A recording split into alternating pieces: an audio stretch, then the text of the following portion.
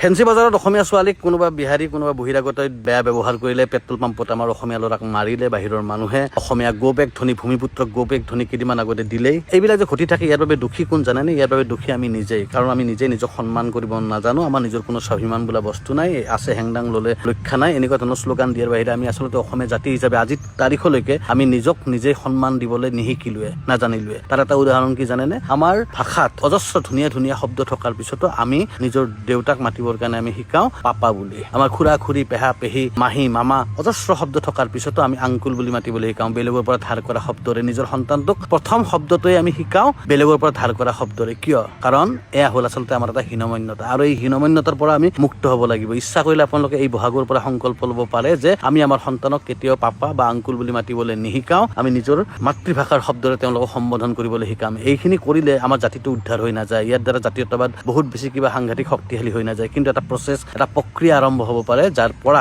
আমি নিজে নিজক চিনিবৰ কাৰণে, নিজে নিজক জানিবৰ কাৰণে হয়তো এটা যাত্ৰা আৰম্ভ হ'ব পাৰে। এবাৰ ভাবি চাব এই বহাগে হ'ব পাৰে নেকি আমাৰ সেই যাত্ৰাৰ আৰম্ভণি। ধন্যবাদ।